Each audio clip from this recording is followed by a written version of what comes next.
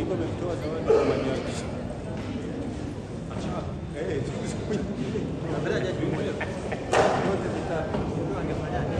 Sasa yote zile tatu kwa sababu anahitaji moja halafu nyingine kwa ajili ya wale nyingine kwa ajili ya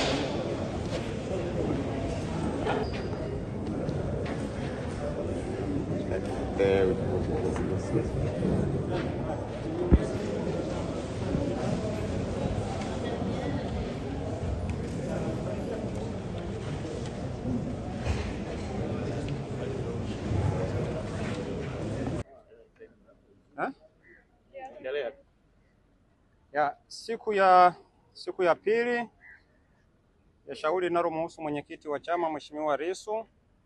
Leo Jamhuri wameleta shahidi wa pili, Inspector Kaya. Ameanza ushahidi wake tangia asubuhi, shughuli imekuwa pevu kidogo. Ameleta maneno yake mpaka sasa hivi jioni, na mahakama imeahirishwa mpaka kesho, ambapo sisi tunaamini mwenyekiti ataamka na afya kwa ajili ya kuanza kushughulika na shahidi wa pili wa Jamhuri, Inspector Kaya, kwa siku ya kesho. Kwa hiyo napenda kusisitiza tu kwamba wananchi napaswa kuja pia kuhudhuria shauri hili, kwa sababu ni mahakama ya wazi na hapa nje kuna utaratibu wa kuandikwa majina na kuingia. Kwa hiyo waje kesho, ndio kuna burudani yenyewe yale maswali. Sisi tunaokuja mahakamani tunapenda yale maswala yale ya kuwauliza mashahidi hawa wa Jamhuri.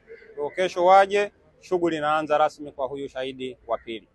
Jambo la pili, wa Tanzania tuwape taarifa kwamba kwa masikitiko kwamba kwa kipindi cha siku karibia 6 au 7 zilizopita, makamu mwenyekiti wa Chadema kanda ya Victoria alikuwa anashikiliwa na jeshi la polisi kwa tuhuma za kushusha mabango ya wagombea kule Bukoba. Jana jeshi la polisi likampeleka mahakamani na hati ya mashtaka. Kwa masikitiko wanamshtaki kwamba ni mwizi, ameiba ng'ombe kwa kutumia silaha. Kwa maneno mengine, hilo kosa linaitwa ni armed robbery, ni wizi wa kutumia silaha, na ni kosa lisilokuwa na dhamana kwa mujibu wa sheria. Kwa tunapozungumza sasa hivi, makamu mwenyekiti wa Chadema kanda ya Victoria yuko ndani kwa kosa hilo la armed robbery, na tutashughulika nao huko mbele ya safari, Mwenyezi Mungu akitupa uhai.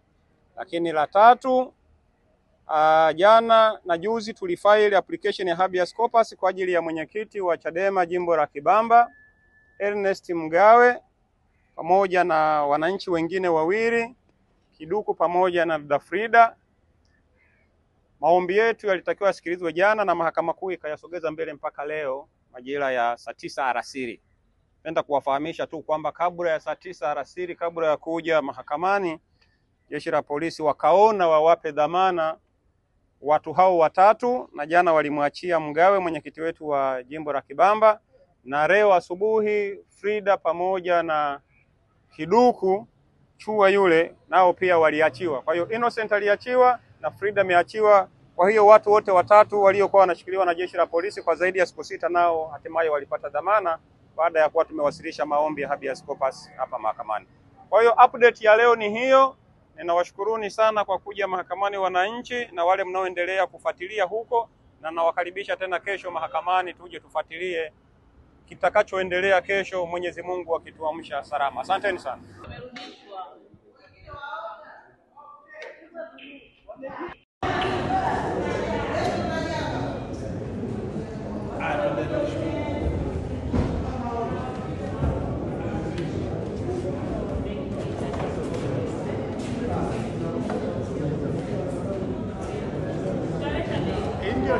Ndio shida ya ufungwe, unajibebea mwenyewe.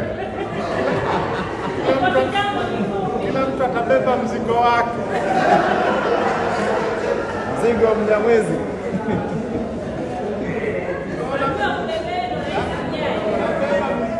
Beba mzigo wako.